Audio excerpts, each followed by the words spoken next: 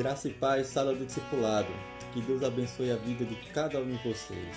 E que o Senhor utilize esse momento para falar ao nosso coração. Que a gente possa aprender a cada dia mais dele. E que ele mesmo nos dê força para colocar em prática tudo aquilo que a gente tem aprendido. Meus irmãos, hoje eu quero tratar com vocês sobre um tema muito importante. E para começar, eu quero ler com vocês dois versículos que está lá na Epístola aos Romanos, no capítulo 1, que é o verso 16 e 17, que diz assim: Pois não me envergonho do Evangelho, porque é o poder de Deus para a salvação de todo aquele que crê, primeiro do judeu e também do grego, visto que a justiça de Deus se revela no Evangelho, de fé em fé, como está escrito, o justo viverá por fé. Amém? Meus irmãos, se eu fizesse a seguinte pergunta a vocês: o que mudou na sua vida depois que vocês tomaram a decisão por Cristo? Vocês já pararam para pensar nisso? Eu tenho certeza que cada um de vocês teriam coisas boas para falar. Não porque a vida do cristão ela é isenta de problemas. Pelo contrário, nós também temos muitos problemas. Mas é porque quando aceitamos a Cristo, começamos a caminhar com Ele, então Ele derrama paz na nossa vida, nós temos mais tranquilidade, nós temos mais confiança nele, né? Nós temos um ajudador, é o Espírito Santo que nos auxilia nas nossas dificuldades. E está sempre conosco, e essa é uma promessa dele. Mas, meus irmãos, para chegar a esse ponto de nós aceitarmos a Cristo, tomar uma decisão para Ele, aceitar o convite que Ele nos fez, né, e receber todas essas bênçãos que Ele promete na sua palavra, né, primeiro, o próprio Deus utilizou pessoas para chegar até nós e falar, pregar, trazer alguma mensagem, trazer algum testemunho. E a partir do testemunho dessas pessoas, daquilo que essas pessoas nos falaram, então a gente também nos sentimos confiantes e com vontade de experimentar a mesma fé que essas pessoas estavam professando. Tenho certeza que isso aconteceu com vocês. Então Deus utilizou alguma pessoa, né? Então se a gente estivesse reunidos, né, que cada um poderia falar quem foi essa pessoa que falou de Jesus para vocês e vocês tiveram vontade de seguir a Jesus. Então, no verso 17 que a gente leu, diz assim: Visto que a justiça de Deus se revela no Evangelho de fé em fé. Então esse trecho do verso, ela dá a ideia de uma pessoa transmitindo a fé para outra, ou seja, uma pessoa baseada na palavra de Deus, ela compartilha do Evangelho para outra, e no coração da pessoa que está recebendo a mensagem, a fé brota, a chegar ao ponto dela também aceitar a Jesus Cristo. Então é assim que Deus age, né? Deus utiliza servos seus para transmitir a sua mensagem para outras pessoas. Isso aconteceu na vida de cada um de nós. E aqui é que está a questão, né? Se isso aconteceu com cada um de nós, se nós compartilhamos também dessa fé, então logo nós também temos que compartilhar dessa fé para outras pessoas. Nós não podemos ficar com essa mensagem guardada para nós, porque foi uma ordem de Jesus Cristo que todas aquelas pessoas que o aceitaram, que o seguem, né, que transmita essa mensagem para todo mundo, né, que ele diz: Ide por todo mundo, pregai o Evangelho a toda a criatura. Então, transmitir a mensagem do Evangelho é uma ordem de Jesus Cristo para todas as pessoas, para todos os seus servos, todos os seus discípulos, né? Ou seja, se eu e você aceitamos a mensagem de Cristo, então nós também temos essa responsabilidade. Ou seja, a responsabilidade é minha e é sua. Não é simplesmente do pastor, do irmão da igreja, do ministério de louvor, das irmãs da MCM. Nós não podemos transferir essa responsabilidade para os outros, nós temos que tomar para nós. Então cada um, de forma individual, tem essa obrigação, que é compartilhar desse presente que nós recebemos, que é a mensagem da salvação. Então, meus irmãos, nem sempre é tão fácil como deveria. O Evangelho é muito bom sim, a mensagem transforma vidas sim, porém muitas vezes existem alguns problemas que são empecilhos na pregação do Evangelho. Por exemplo, um dos mais comuns é a questão da timidez, da vergonha, né? Então cada pessoa tem uma personalidade, tem um modo de ser. Umas são mais comunicativas, alegres, têm mais facilidade de se relacionar, enquanto outras são fechadas, retraídas, com dificuldades de relacionamento. Então para essa pessoa vai ser mais difícil transmitir essa mensagem, até muitas vezes para uma pessoa conhecida ou um parente. Então quanto mais para uma pessoa que ela não conhece, ela vai sentir bem mais dificuldade. Então esse é um dos problemas mais comuns. Um outro problema que pode também atrapalhar a pregação do Evangelho é a questão do medo. Então nós sabemos que existem países que existe perseguição religiosa. Então declarar a fé em Jesus nesse país pode colocar a sua vida e a vida dos seus amigos e familiares em risco. Aqui no Brasil, essa questão da perseguição religiosa não é tão forte assim. Porém, existem outros tipos de medo. Por exemplo, talvez a pessoa tenha medo de perder o emprego por ser crente. Então, no ambiente do trabalho, ela nem fala que é evangélica, não fala da mensagem e guarda só para si. Então, existe esse tipo de medo e vários outros medos na cabeça da pessoa que acaba sendo um empecilho. Um terceiro fator que se torna um empecilho é a questão do desconhecimento. Então talvez a pessoa diga, eu não sei o que falar, eu não consigo ler a Bíblia direito, eu não tenho muito conhecimento, e acaba não falando daquilo que Cristo fez na sua vida por achar que não conhece a palavra de Deus, né?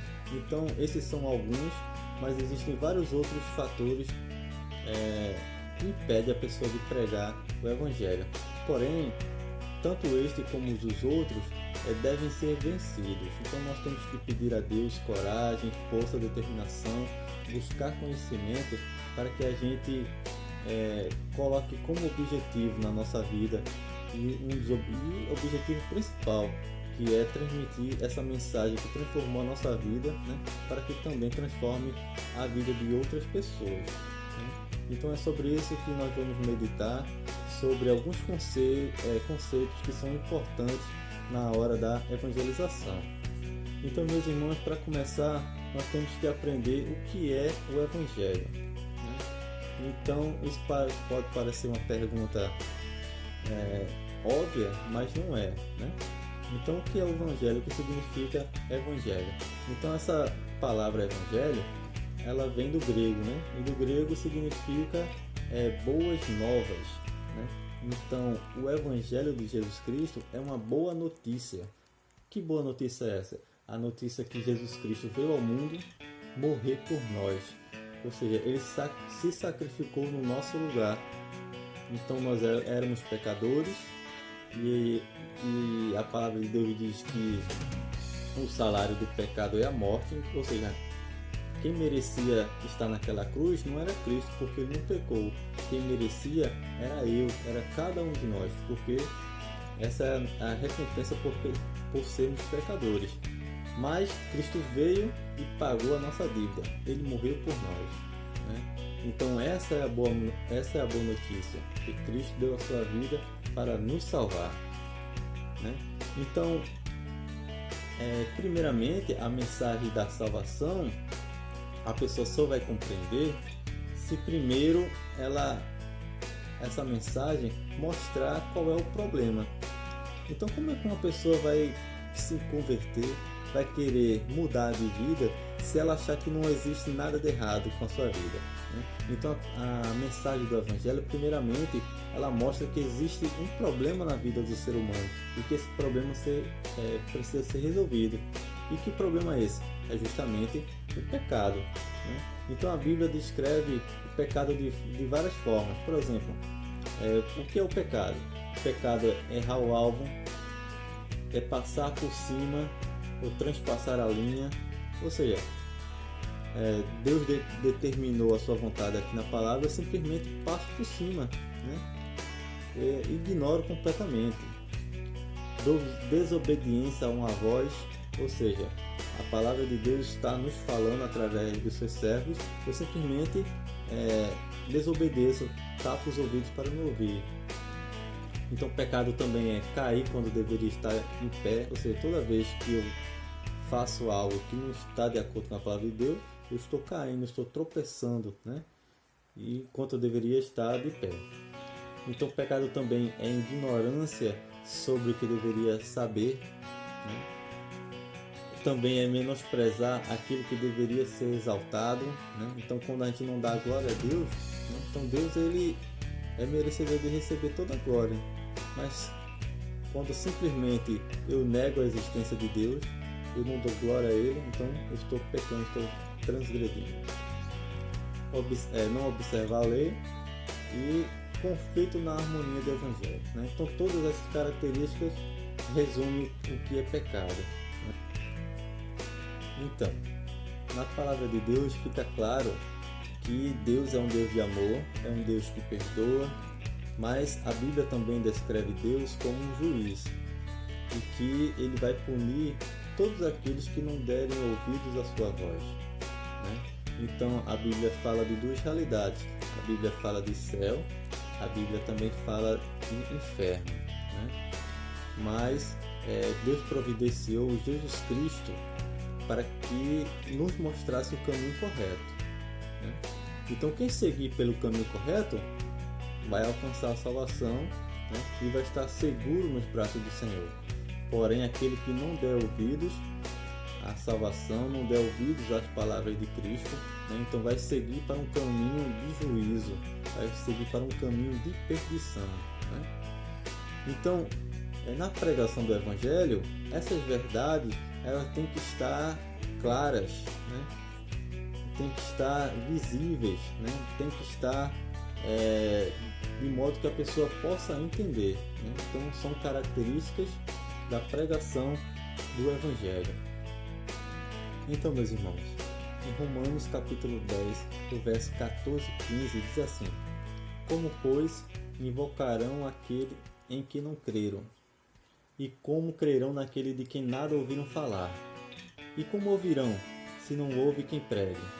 E como pregarão, se não forem enviados? Como está escrito: Como são belos os pés do que anunciam as boas novas. Então, meus irmãos, evangelizar, portanto, é papel de todo crente que quer fazer a vontade do Senhor. Então, a pessoa que nasceu de novo, quer agradar a Deus, então deve evangelizar.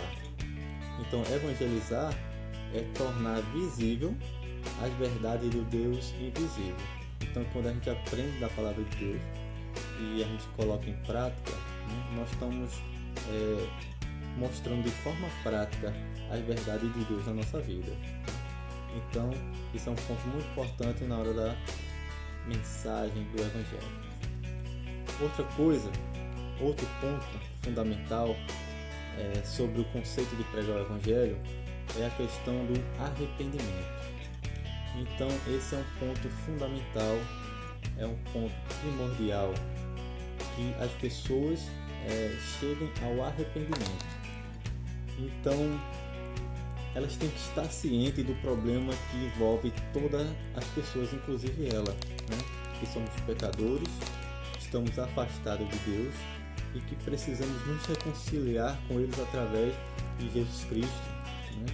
Então, ela tem que tomar ciência, porque o pecado está em todas as pessoas, inclusive ela, de que a ignorância das Escrituras afasta a pessoa ainda mais de Deus. Então, quanto mais ignorante a pessoa é em relação à Bíblia, né, então mais distante ela vai estar de Deus. É impossível se chegar a Deus, conhecer a Cristo, se não for através da sua palavra. E que existe uma carência de moralidade e de ética em nosso mundo, que vai de mal a pior. Então, Jesus colocou o arrependimento como a primeira palavra do conteúdo do Evangelho. O tempo é chegado, dizia ele, o reino de Deus está próximo. Arrependam-se e creiam nas boas novas. Está escrito lá em Marcos, capítulo 1, e verso 15. Então o próprio Jesus colocou como fator principal que as pessoas devem se arrepender, reconhecer o seu estado de pecado e afastamento de Deus e buscar a transformação através de Jesus. Então, o arrependimento não consiste apenas em uma mudança prática, ou seja, deixar de fazer coisas erradas que estava fazendo, mas é uma questão muito mais profunda. Arrepender-se é pôr a confiança em Jesus Cristo, né? Entregar a vida totalmente ao Salvador, né? Então, a essência do arrependimento é a mudança de mente que transforma a nossa vida, né? Então, não basta simplesmente parar de fazer as coisas erradas que nós estávamos fazendo, né? Então, primeiramente, a nossa mente tem que ser transformada. Então, se não for a transformação de dentro para fora, então não é o arrependimento verdadeiro, né? É só uma mudança externa. E aqui temos 7 princípios do arrependimento. Então, primeiro, o arrependimento é um dom de Deus. Então, é Deus que gera o arrependimento na vida da pessoa. Não é um acontecimento único, mas uma atitude constante. Isso é algo muito importante, né? Então, porque me arrependi a primeira vez, entreguei a minha vida a Jesus, então isso não quer dizer que eu não preciso me arrepender mais. Então eu vou fazer tudo que eu quero, tudo que a minha mente achar correto e ficar por isso mesmo. Não. Então todo dia eu tenho que reconhecer a minha capacidade de agradar a Deus da forma como Ele quer, né? E pedir a sua misericórdia sobre a minha vida. Então isso acontece diariamente. Outro ponto, não é meramente abandonar o que você faz, mas abandonar o que você é. É aquela questão da mudança interior, né? Então você morre para esse mundo, você morre para você mesmo e você nasce uma nova pessoa em Jesus. Arrependimento verdadeiro é para Deus, não uma autopreservação, né? Então, não adianta você dizer que se arrependeu para se livrar de alguma situação, para melhorar de vida ou por qualquer outro motivo, né? Então, o arrependimento verdadeiro é aquele que é único e exclusivamente para agradar a Deus.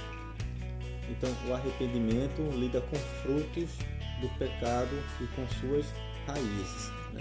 Então, o arrependimento verdadeiro, ele é profundo, né? Então ele vai nas raízes daquilo que nos afasta com Deus e nos modifica por completo. Não é secreto, mas aberto e público, evidenciado em atos e palavras, né? Então, se o arrependimento aconteceu de forma genuína, então isso vai ser visível a outras pessoas, né? Então, por mais tímida que você seja, né? Por mais retraído que você né? Então a mudança que Cristo faz na nossa vida, ela vai ser perceptível, ela deve ser perceptível a outras pessoas. E por último, alguém verdadeiramente arrependido pode ter consequências boas ou ruins em sua vida por causa de sua mudança de mente e conversão. Então, retornando àquilo que a gente tinha falado no início, né? Então existem alguns países que ser cristão, né, vai gerar dificuldades. Ou aqui mesmo no Brasil, né, você pode ter represárias de amigos, né? Algumas pessoas podem se afastar de você, você pode ter alguma certa dificuldade de arrumar um emprego em algum lugar, né? Então, mas ao mesmo tempo pode trazer coisas boas para a sua vida também, né? Então, nós devemos estar preparados para toda e qualquer situação. O que importa não é agradar a nós mesmos, nem agradar outras pessoas. O que importa é agradar ao Deus verdadeiro. Importa dizer que o arrependimento não é o mesmo que conversão. A conversão guarda em si o arrependimento e a fé em Cristo. Ao arrepender-se dos pecados, as pessoas devem depositar a fé em Jesus. Isto significa mudança de rumo de vida. deve estar bem claro aos novos convertidos o significado do arrependimento, né? Então, arrependimento é mudar totalmente de vida, né? E mudar principalmente na nossa mente e no nosso coração. E isso vai ser externalizado a outras pessoas. Então, meus irmãos, para encerrar, gostaria de ler aqui essa última frase que diz assim: a melhor apologia à fé cristã é uma vida transformada. Então, apologia significa defesa, né? Então, a melhor defesa da fé cristã é uma vida transformada. Então, se a nossa vida de fato for transformada, independe do que as pessoas vão falar, independe daquilo que vai acontecer. Então, o que importa é que nós estamos vivendo de acordo com a vontade do Senhor. Então, que Deus abençoe a sua vida. Eu espero que vocês tenham aprendido alguns pontos importantes em relação à evangelização. Então, até mais e fique com Deus.